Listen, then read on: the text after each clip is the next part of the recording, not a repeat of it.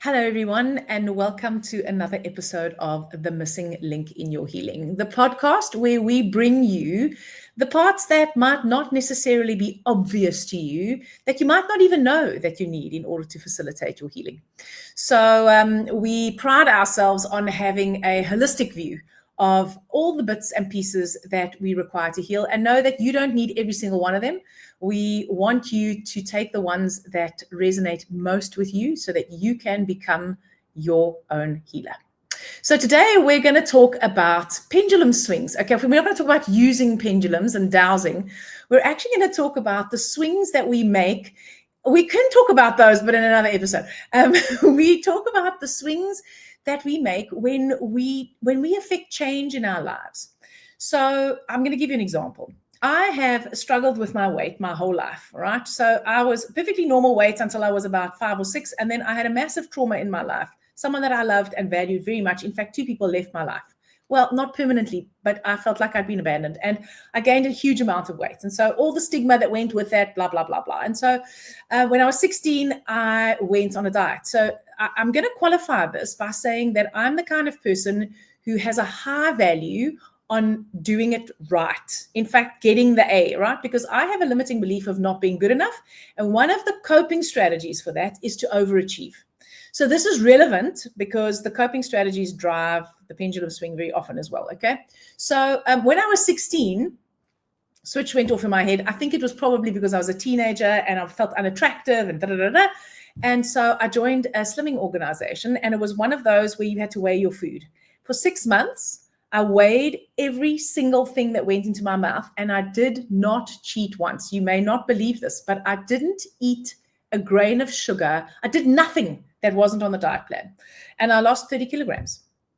And so I never regained all 30 of those kilograms, but I yo-yo weight. My weight was yo-yoing throughout my life. And when I was 40, I decided, you know what, this whole diet restriction, I'm not doing this again. I'm never going on a diet to lose weight again. But because of the nature of my work, when something new comes up in nutrition, I very often try it because I have a high value on not only being slim, which I'm not, but being healthy, which I am. Okay.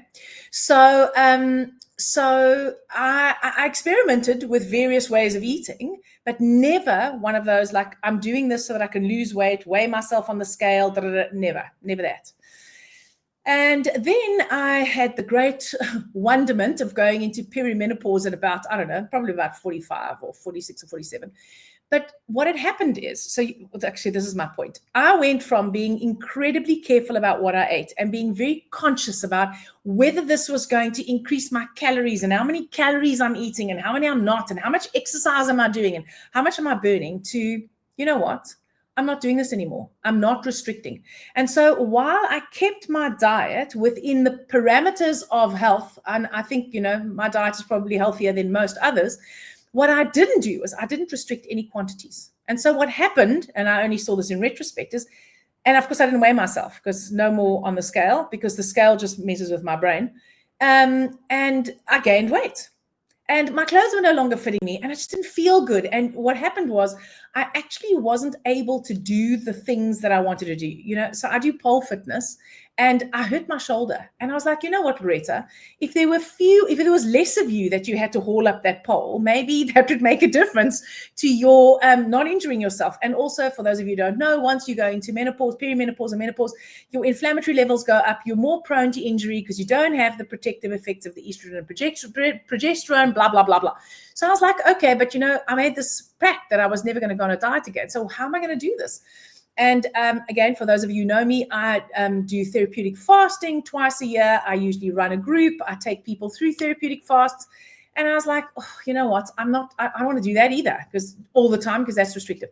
So I started, I researched. I got an intuitive hit to look into intermittent fasting, something which I had done religiously for ages as well at some point in my life, and thought, this is too restrictive. I don't want to do this anymore. But because it came from my intuition, when I was connected to the vision that I had for my health, I started researching it. And so I started doing it, not the way I'd ever done it before, completely differently. And the weight started dropping. without me having to restrict anything that I like to eat. So if I wanted the cake, I'd have the cake. But I did actually become more mindful of, you know what, I've like swung from complete restriction to complete no restriction. And actually I eat too much. And so the other day I was walking on the beach and I was experiencing just this like lightness and freedom in my body. I was just loving being alive in my physical body. And I was like, you know, Loretta, why did it take you so long to do this? What the hell is wrong with you? It's been like, you've probably swung from one extreme to the other. And it's been like 4 years. You just let yourself go. And then I had a little, because I recognize when I speak to myself like that now. And I was like, you know what? Sometimes maybe the pendulum just has to swing to the other side. And then I started thinking about how this works. So a good example of this is when people become non-smokers, for example, right? So, you know, we all know, or people go from being meat eaters to plant-based. We all know those, like they become almost, what's the word? The word that comes to my head is like fascists. It's not what I mean. They become extremists, right? They can't bear to be even remotely exposed to a particle of smoke without mentioning how bad smoking is for you. You know, those people who reform, they go from having one point of view to having an opposite point of view, and then they become really annoying, actually, because they are almost obsessed with the opposite. Oh no, now Antoinette just fell off. So I don't actually know what to do now.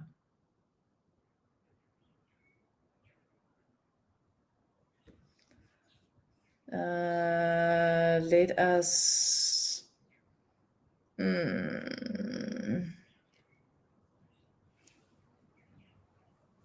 Oh, she's back. Sorry, I didn't know what to do. I was like, okay, she's gone. What do I do now? And then I try to carry on. And I was like, no.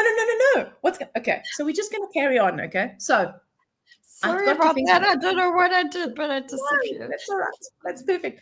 So I got to thinking that this is what happens to a lot of us. And that reminded me of, now I'm going way back when my daughter was in a Montessori school. And I went to a workshop about unschooling, right? And how children who go to conventional schools and then go to a more sort of free schooling system, how what they actually do is that for up to 18 months, they just let those children do whatever they want to do. I was horrified. I was like, 18 months. And then the facilitator explained to me that it takes about 12 to 18 months to undo that programming of how school needs to be before these children can really adopt the freedom of being in a completely different system. And while I was walking on the beach, I thought of this. I was like, oh, maybe this is like unschooling. Maybe we've got to unschool ourselves from our one sort of fundamentalist point of view so that we don't just swing to the opposite side and then become fundamentalist just at the opposite pole. And this was an insight. And then I messaged Antoinette and went, hey, I just had this insight. And she was like, oh, yeah, absolutely. Okay. So the more I thought about it, the more I realized this is common. This is part of being human. This is like we live according to circadian rhythms. We all have circadian rhythms. We all have our own biorhythms. We're rhythmic. So we have a number of these pendulums that swing within us. And that the pendulum swing is not bad necessarily. The pendulum swing is so that we can move to the other side so that we can experience a completely new experience while we unwire this idea that the only way to actually have a healthy body is to completely restrict everything you eat, give your power to a diet, become a slave to a scale. Maybe we do have to swing all the way to the other side. Well, I certainly had to before I got to, okay, you know what? Could there be like a middle ground? And so for me, my middle ground became, what if I restricted the time that I ate, but I didn't restrict what I ate?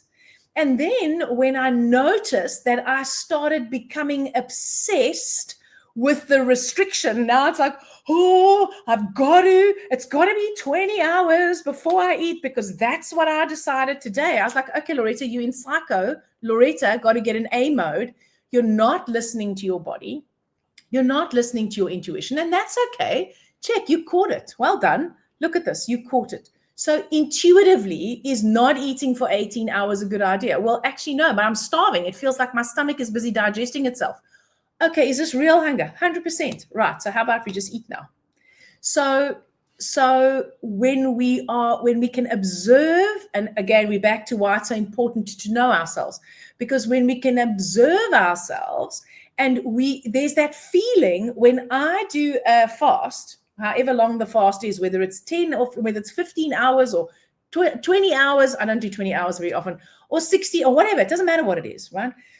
I know that when I am listening to my body and connected to my body, I have periods during that fast where I might feel hungry. I never feel grumpy. I never feel like, this is so hard. Why am I doing? I don't feel like that. It doesn't mean it's easy, but there is an ease. And when I'm in that feeling of ease, then I know I'm actually in alignment with what is true for me from my spirit.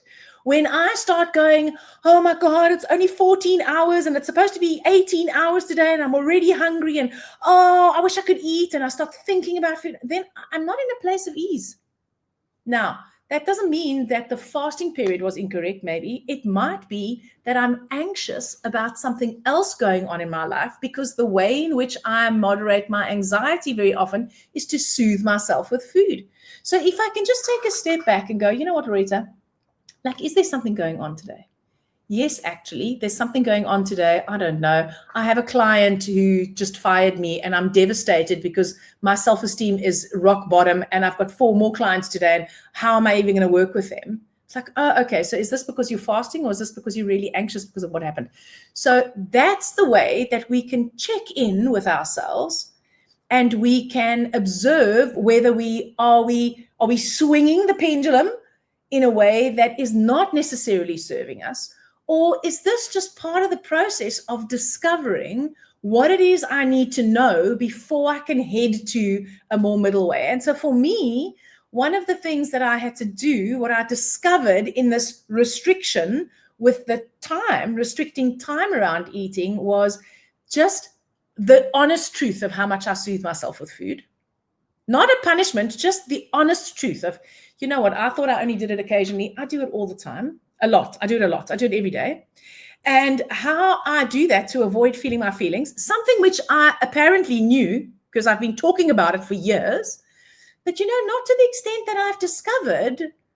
It's become somatic now. It's like I have that knowing in my body. And once you have the knowing from here, once it sinks into here, no one can ever take that away from you. You can have an intellectual knowing and you can get a new idea and you can find a shiny new thing, and then you learn the new thing and you think you forgot your old thing. Once it's in your body, once it's in your being, it's in your being. So it's important that, I think it's important that we recognize that the swinging is normal, because that's the way in which we can facilitate change. That if we've got a coping mechanism that's making us very sort of obsessively, sort of almost fundamental in one area, and the pendulum starts swinging and we notice we're heading into that obsession in the opposite direction, that is a learning for us about what the underlying strategy is, or the coping mechanism. It's not the swing is not the problem. It's not even a problem. It's either an opportunity for you to create something new, or to learn something about yourself so that you can create what your spirit is longing to express in this world. Antoinette, I feel like I've been banging on forever. I think it's your turn to speak now. I think we're done. You pretty much did it. No, we'll add a bit in. Yeah, I think you pretty much encapsulated the whole episode, but maybe just for me to add some of my own examples and pull out of a little bit of research I did. I'm always the one that does the research. So Loretta sent me that message And I was like, yes, yes, yes, yes. I mean, I got the concept of pendulum swinging many years ago, I think from a kinesiologist or some healer, but I didn't really get it in the way Loretta's articulating until very recently through seeing my own extreme pendulum swings. So it is the way that we move away from what we don't want and towards what we do want. And it is the opposite of being static and not growing. Okay. So, and it happens in nature. It's a natural part of life, as Loretta said. But what happens with a lot of us, and this is where it can become very unhealthy, is it becomes a very dramatic reaction rather than a deliberately chosen response. This I got from an amazing article in Psychology Today. I'll put a link actually underneath, which just speaks to our own personal experiences we're sharing. So it becomes staying in the opposite too long and actually slipping into the dysfunction and unhealthiness that exists on the opposite end of the scale. So Loretta's talked about her example with food and eating. So for me, I've done it in a number of areas of my life. And Loretta's already got to some of the tools, which we'll reiterate again at the end, because some of us stay there too long and we can get very stuck and become very unhealthy in the pendulum swing. And it's happened to me on a number of levels, but it's also the place where I eventually came back to balance. But it's about cultivating, as Loretta says, now I'm going straight to the tools rather than the swing, but is cultivating so much curiosity and self-awareness and mindful adjustments and identifying your unique swings and harnessing them. But let me tell you something, what I want to say is it's taken me 8 years, maybe 5, 6, 7, I don't know, to get to the point where I can actually pick up the subtleties, where I can be present enough to know, oh, I'm putting 3 rusks in my mouth now because I'm very nervous to record this podcast. Or why am I really drinking alcohol when I want to be sober? It takes a lot of time. And I think one thing Loretta and I constantly bring is to be patient and self-compassionate on this journey. So my pendulum swings have been the following. These are just 3. And they're quite extreme. I was a very, very healthy eater before I got cancer, like almost bordering on vegan, vegetarian, organic. I cycled, I meditated, I gratitude journaled, I had the whole package deal, I thought. And then I got cancer and I was so pissed off, actually, that I got sick on that lifestyle. And I also realized how much spiritual and self-help bypassing I was doing. And I only really fully recognize now, 7.5 years down the line, how much I pendulum swung away from that. I put all my crystals and I stopped gratitude journaling and I put all of that in a cupboard in my junk room, metaphorically or literally. And I also started eating far more unhealthily, in inverted commas, because I was, well, like, I can have cake, I can have wine, I'm going to eat meat, it's good for me. And I just pendulum swung too far the other way. But with food, I've always keep on bringing myself back quite quickly because my body just gets not okay. And so, but I was doing this fast or feast, this like really healthy. And the next thing I'm going down to the local restaurant and I'm having a pizza and a pudding and 2 or 3 glasses of wine. I'm like, oh, and then Monday we're back on the. So I've been actually pendulum swinging my whole life. But some of the very extremes I've done is from this, to move completely away from the sort of self-help and spiritual stuff to, well, that's just ridiculous.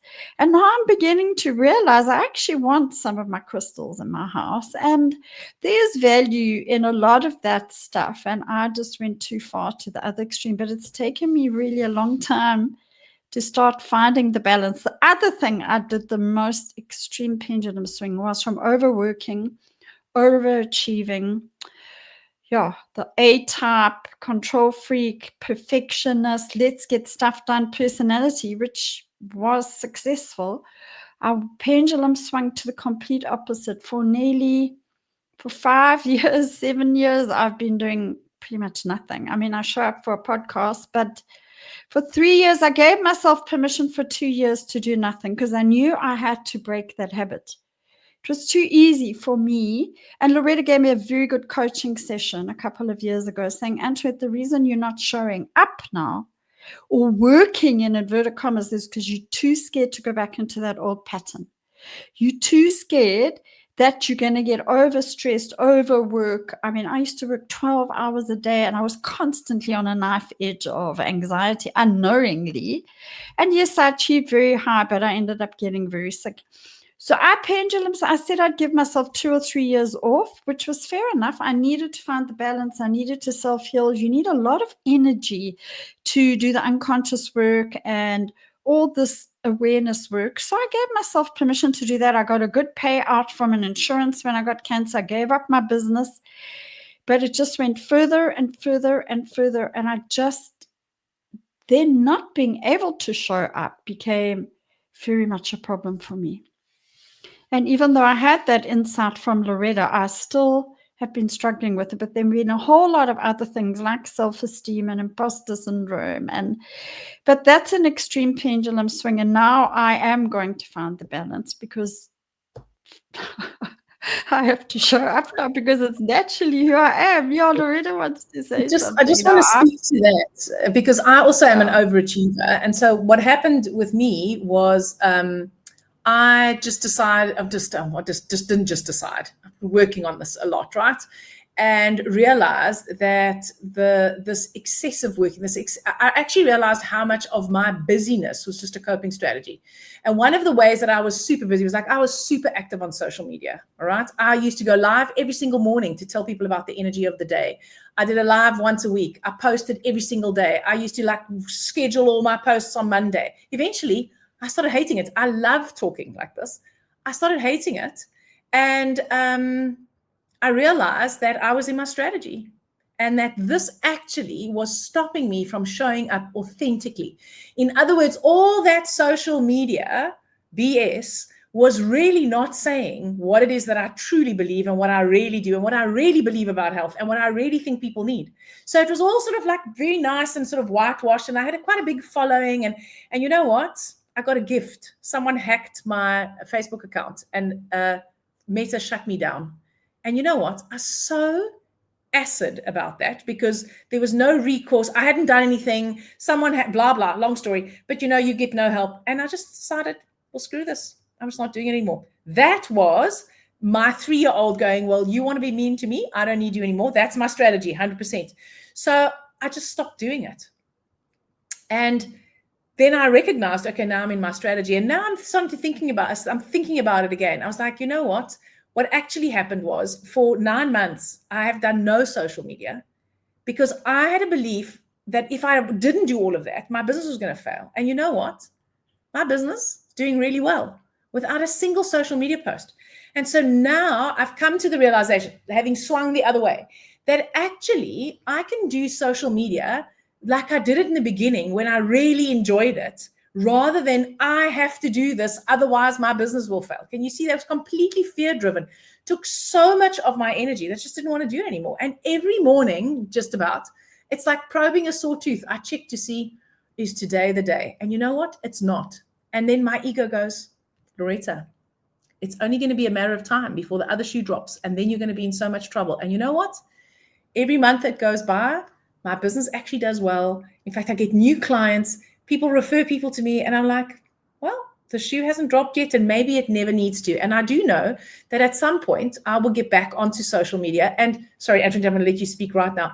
And one of the things that I kept on telling myself was every single week, I go onto the podcast. Not every single week. There's some weeks that Antoinette does it on her own or she interviews people. But you know what? I actually am showing up. I am showing up in a way that's so much more authentic than what it was before. It feels so much better for me. And it actually doesn't create any stress for me. Mostly because Antoinette does all the research. So thanks, Antoinette. No, in fact, I was going to say, that's exactly what I was going to say. You and I both show up every week to do this podcast. Yeah, sometimes you do it or I do it, but we like doing it. We love it. It's not like a space of, it's like it's it's a passion, and it's exciting, and so that's very different to feeling that you have to do. And you lost a lot of followers in inverted commas, and what I've seen the most incredible transformation in you from being a extreme overworker. And when I used to say to you, why do you work so hard? You go, oh, I'm doing nothing. And I'm like, what? But the incredible thing is you lost all those followers. You go to the beach so much more, you're relaxing so much more, and you are more successful than you've ever been, actually. So it's actually magnificent. And the biggest pendulum swing I did, and the most dangerous, actually, is that I pendulum swung from, because when I got cancer, everyone knows I went on this journey of looking at my unconscious stuff and healing that to heal my body. But in the process of that, I uncovered my addictions, not just to alcohol, but to habitual thought processes and control and people pleasing. And I started doing shadow work and started looking at my borderline personality. And there was a lot for me to look at and work with it. And I went too far actually into all of that. And Loretta actually pointed that out to me. A few people told me I was addicted to suffering, and I was furious actually, because I thought I need to, and maybe I did need to do it for 7 years, Loretta. I don't know. That's the other thing. We all unique, and we all have a different soul expression and a different journey in this lifetime. And we're all here for different reasons at this time on the planet. And maybe my journey was to go that deep into the shadow and stuff, so that I can now maybe help other people that are also going to do that. So whether I was there too long and I went too deep, probably, almost definitely. And one of the reasons was I didn't have the right help, actually. So by the grace of the divine order, because this is how life works, when we do have pure intentions about being the best version of ourselves, that's actually the only thing we really need to do. And then just get out of our own way and try and show up. Loretta and I started doing this together, and so I happened to get some free coaching sessions or advice, because we kind of like friends now, or we are friends. And I was like, she said, you're too hard on yourself and you're doing too much shadow work and you're stuck in it. And anyway, I was like, well, I'll consider that, because I trust her. And yes, I think I was, but whether it was necessary or not, I don't know. But one thing you do need to know is that it nearly took me out, actually, because when we go to that deep unconscious level, and there's some very ooky stuff, like with me, and I'm not the only person, we firstly need to get real help. And I couldn't find real help. So for some reason, I had to do it myself. And now I've found real help. Loretta's helped me. There's a guy called Mark helping me. Quite a few people have suddenly come along to give me real help, which I couldn't find in the past. So I just accept that. But one thing the research I did for this episode shows, and I'm sharing my journey to bring the reality of this to you when it comes to healing, it's very, very important to discern what is experiencing a healthy opposite and what is the swinging pendulum, to discern what is a polarizing reaction and what is a deliberately chosen response. I said this just now, because the thing is, and Loretta's been saying that about her eating, it's a person who does the pendulum swing will eventually feel the reality of the cause and effect, and therefore the consequences. I am reading from my notes, but this is important, because I had to go years and years and years, especially with the shadow stuff, till eventually the reality of the cause and the effect, the consequences with this new extreme became so extreme that I just couldn't stay in that space anymore. And the real help started coming. And so eventually, though, what you do need to know is maybe it will take you long and you will be there a long time. But at some point, you will come back to a healthy state of being, as long as you don't get stuck there, because it can really actually take you down. But you can prevent the time this takes and the damage it can create. It created damage for me on a physical level, to myself, my body, and it also can damage our relationships if we're just aware of this pendulum swing of healing and consciously discern what is genuine healing and genuine positive change instead of these extreme swings. So we're only bringing you information. It's a missing link. You may have heard this. You may have heard other people talking about it. But this is just information and awareness, because once you have the information and the awareness, you can start doing all these beautiful tools Loretta's already mentioned, but maybe we should just run through them quickly again before we finish. Loretta, I don't know if there's anything else you want to add on an information level. Yeah, just one last thing about information is you just check your expectations as well. Because, sometimes when we're trying to get away from something, so we have a certain habit or there's a certain situation in our lives, now we want to change it. Unconsciously, very often, we create an expectation of what life is going to look and feel like when it's going to be different. And I think it's that expectation on how it's going to look and feel, how long it's going to take. It's sometimes it's that actually makes the pendulum go into that too far place. Wow, Loretta, that's big.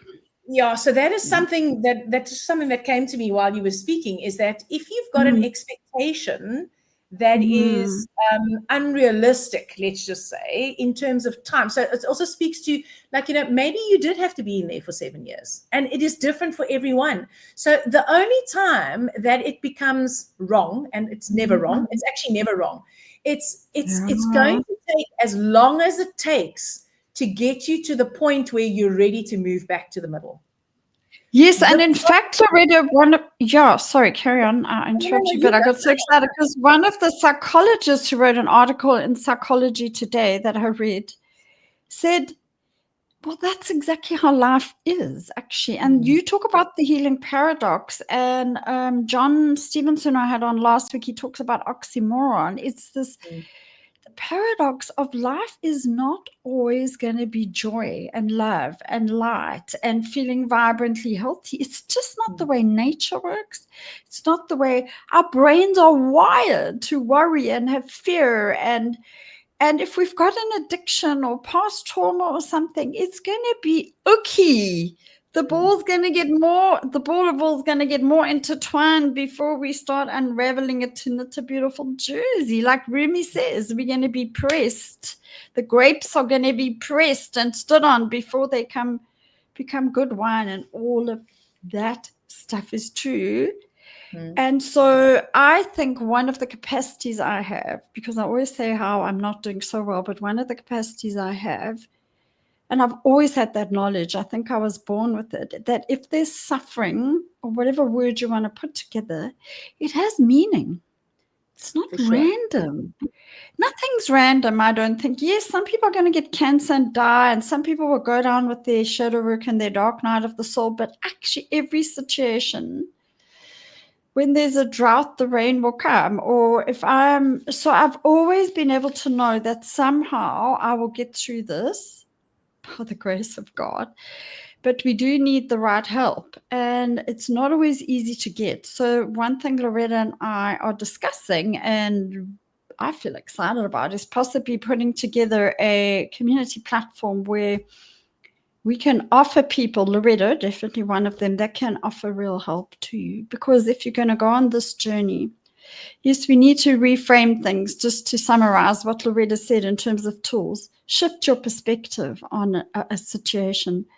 But the thing is, the bypassing and the Love and Light Brigade and the self-help bypassing, even the medical world, has taught us that they've almost encouraged this pendulum swinging, because as you said, we expect now I'm spiritual, or now I'm on chemo, the healing's done, or I'm going to be Zen all the time. It doesn't work that way. So yes, reframe things, but know that might require it getting a bit messy before it becomes better. Embrace the change and the pendulum swing. It's an evolution in your self-growth. It's not bad, hey, Loretta? Trust the pendulum's rhythms. And sometimes it's very hard. I feel like I've been hanging on a toenail, actually. I've been so out of balance, but somehow we just have to trust it. Absolutely. We just have to trust it. And the more we know ourselves, and the more we are able to move beyond our physical reality, in other words, the more we can be the observer of ourselves in as much as we're involved in our lives. So whether you're doing it through a mindfulness practice, or whether you're doing it through a spiritual practice, or whether you're doing it through something like conscious prayer, or whether you are learning how to connect to your spirit through your imagination and listening to your intuition, those tools, that capacity that we have as humans, we all have this. This is not a special gift that only some people are born with. Everyone has this. And that's why it's so important to cultivate that part while being aware of what's going on in the reality, so that you can watch where the pendulum is. You can't just be sitting in la la land and the pendulum is swinging and things are getting dire, and it's only when things are super dire that you now know what's going on. It's about being able to manage both. And it comes down to, how well do you know yourself? How well do you know yourself from an egoic level, your thoughts, your feelings, your coping strategies, your traumas, your stories, all of that? How well do you know all of that? How much are you prepared to face the truth of that? And how well can you connect to that part of you that's bigger than that, and that actually has the wisdom of your intuition that can guide you, so that you are no longer at the mercy of what the world tells you to do. So, I can give you the greatest advice. I can give you 10 tools, for example, if you're my client, but you're going to know which one is the one that is right for you. And that's the one that you're going to. And also, I have to throw in a huge dollop of compassionate self-awareness. Because when we start seeing these parts of ourselves, or how we've pendulum swung the shame, it's like our brains are wired to bring up the shame, and I messed up, and look at me now. And it's like, well, geez, I can see it. And yes, I did pendulum swing, but now I have the opportunity to learn from this. And I've joined a sobriety group called Tribe Sober, because I haven't been drinking very much for a long time, but I haven't been able to stop drinking. And sometimes it gets a bit, that's the thing. There's no such thing as moderation, Mary, I've learned on this group. And actually, maybe it's the same with food and all of these addictions we have. And the moderate. So anyway, I've realized the amazing thing about this tribe, and what Loretta brings us all the time, is if you've been sober, if you're trying to do 100 days, and in that 100 days you've drunk 5 days, a lot of the sobriety stuff or the self-help stuff will say, well, now you've got to start at the beginning. You fucking well messed up. And they're saying, but you only did 5 days in 100. So you go back. You got 95%. Distinction. You actually got a distinction in sobriety, actually. If we go to school and we get 95%, we're hell of a chap. So it's about that constant focus on the vision, on the goal, on what we want. But then to manage it, the shame and the self-hatred and all that stuff that comes up when we drop a ball in our eyes, when the ball gets more raveled, when it's starting to unravel. It's like, so we actually do need courage. We need self-compassion, and we need to, one of these articles said, if you can just start, and it takes time to get to all of this. We have to keep on reminding you. Otherwise it sounds like bypassing. But if you can get to the point where you're mindful, really mindful in the moment of, so you've had that cup of coffee now, it tasted good, it's what you do every morning, but how do you actually feel afterwards? I did that this morning. How are you eating, and why are you eating? So you know what the beauty of my allergies, so every ookie has such a big gift in it. Every darkness has an opportunity. I've had these terrible allergies, and I've had to go on a very strict diet. And I, like Loretta, I've never been fat. I've never been really unhealthy because I only have healthy food in my house. But boy, I can sometimes eat the whole day. And it's a distraction method. And because of these allergies, I have to watch every single thing I eat, and I really have to prepare my food. And then And it was so hard in the beginning, and now it's absolutely fantastic because I'm making effort to make my food. I'm tasting my food when I eat it. Sometimes I do still cheat a little bit. With Loretta says that's one of my issues. I always cheat when I feel better, but I'm kind of consciously doing little cheats now, saying, well, how do I feel when I had 2 coffees on Friday rather than the one? Because I shouldn't be having coffee, but I am having one a day. How do I feel after if you can have that moment by moment compassionate self-awareness and not beat up on yourself when you It's the not beating up on yourself. That's the key. Because the pendulum swing from self-compassion to self-hatred can go very fast. Am I right? Very fast. Very, very fast. Most people just completely go out of compassion and straight to self-hatred. Most of us.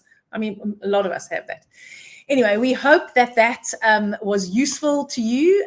We'll probably give it a bit more thought. We might delve into this a little bit deeper in another episode. But for now, we want to say thank you so much for spending this time with us. And if you found this episode useful, please will you share it with your friends, send them the link directly so that they can also benefit from it. Thank you so much. And thank you, Antoinette. Yeah, thanks, Loretta. Bye-bye. Bye.